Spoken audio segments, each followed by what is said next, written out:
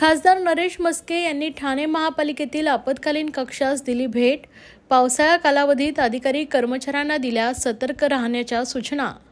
सतत पडत असलेल्या पावसाच्या पार्श्वभूमीवर खासदार नरेश म्हस्के यांनी आज ठाणे महापालिकेच्या आपत्ती व्यवस्थापन कक्षास भेट देऊन संपूर्ण यंत्रणेची पाहणी करून परिस्थितीचा आढावा घेतलाय।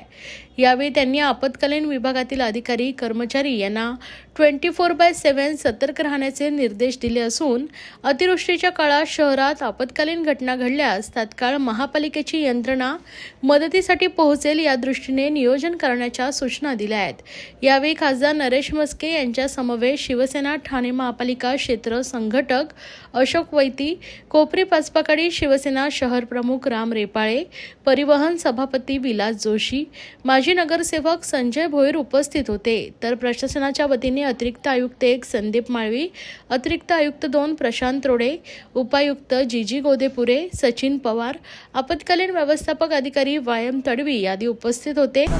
महापालिकेची यंत्रणा आणि सगळीकडे पाऊस जास्त झाल्यामुळे जे काही उपाययोजना आहे त्याचं नियोजन आहे, या कामाचा आढावा आम्ही या ठिकाणी घेतला आणि जो काही पाऊस पडतोय ज्या ठिकाणी झाडं उन्मळून पडत आहेत त्या ठिकाणी ताबडतोब कारवाई करणं, त्याचबरोबर जे काही पावसामुळे खड्डे पडले असतील ताबडतोब ते भरणं, कारण भविष्यामध्ये दुर्घटना त्या ठिकाणी घडू शकतात। पाणी साचलेलं असतं, खड्डा दिसत नाही।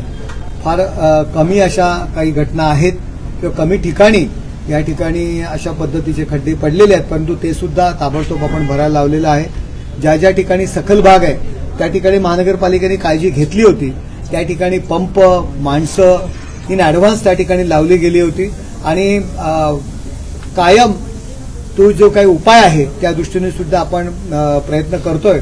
आणि तुम्ही पाहिलं असेल की एवढा पाऊस पडला, पण वंदना टॉकीज असेल किंवा पेढ्या मारुती असेल त्या ठिकाणी जे पाणी भरण्याचं प्रमाण आहे या आजच्या पावसामध्ये कमी आहे, कारण ऑलरेडी त्या ठिकाणी आपण पंप लावले होते, पंपांची संख्या वाढवलेली आहे आणि महानगरपालिकेची यंत्रणा जी रात्रंदिवस काम करते त्याला प्रोत्साहन देणं आणि कामाची पाहणी करणं आणि ज्या ठिकाणी काम होत नाही ते लोक ते सुद्धा त्यांच्या निदर्शनास आणून ते करून घेणं, यासाठी आमचे सर्व नगरसेवक असतील, माजी नगरसेवक आहेत, सगळे महापालिकेचे पदाधिकारी आहेत, आम्ही या ठिकाणी व्हिजिट केलेली आहे आणि अधिकाऱ्यांची एक बैठक घेतलेली आहे। ज्या ठिकाणी पावसा खड्डा जास्त पाणी भरण्याची शक्यता आहे त्या ठिकाणची माहिती त्यांना दिलेली आहे आणि त्यांना अलर्ट राहण्याकरता सांगितलेलं आहे। सर, अनेक ठिकाणी पाहिलं तर पावसाळ्यामध्ये धोकादायक इमारती पडण्याची शक्यता आहे, त्याबद्दल कशा प्रकारचे निर्देश दिले जातात? आपण ऑलरेडी सगळ्या इमारतींना नोटीस दिलेल्या आहेत। इन ॲडव्हान्स त्यांना खाली करण्याकरता ज्या काही धोकादायक इमारती आहेत त्यांना इन ॲडव्हान्स आपण त्यांना सांगितलेलं आणि बऱ्याचशा आपण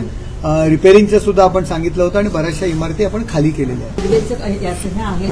परळण्यातल्या प्रवाशांच्या काही संकट नाही आहे, पावसाळ्यात सुद्धा जास्त दिसून येतात, त्या दृष्टीने आपण कोणती पावलं काही आपलं ठाणे रेल्वे स्टेशन आहे, मला तरी वाटतं 1853 साली पहिली ठाणे टू बोरीबंदर ही रेल्वे धावली आणि जवळजवळ 6.5 लोक दिवसाला, त्या 7.5 लोक या दिवसाला त्या रेल्वे स्टेशनवरनं प्रवास करत असतात। खूप लोड आहे। नवीन रेल्वे स्टेशनचं काम आम्ही मार्गी लावतोय। गेल्याच आठवड्यात रेल्वे मंत्र्यांशी आमची भेट झाली। आपण रेल्वे स्टेशनच्या प्लॅटफॉर्मची लांबी वाढवतोय, रुंदी वाढवतोय, जास्त गाड्या त्या ठिकाणी उभ्या राहतील आणि गर्दी नियोजनाच्या दृष्टीने आणि पाऊस आहे, सर्वत्र पाणी भरलेलं ट्रॅकमध्ये आणि त्याच्यामुळे गाड्या धीम्या गतीने चालत होत्या, काही ठिकाणी बंद झाल्या होत्या, परंतु आम्ही TMTच्या जास्तीत जास्त बसेस ठाणा स्टेशनवरनं सोडल्या, तिथेही अलर्ट होऊन सकाळीच आम्ही तशा पद्धतीच्या परिवहनच्या व्यवस्थापकांना सूचना केल्या आणि सकाळी आम्ही स्वतः आमचे विलास जोशी असतील, मी स्वतः त्या अधिकाऱ्यांशी बोलत होतो, ते स्वतः परिवहन त्या आगाराला स्वतः त्यांनी भेट दिली, स्वतः स्टेशनला सकाळी गेले।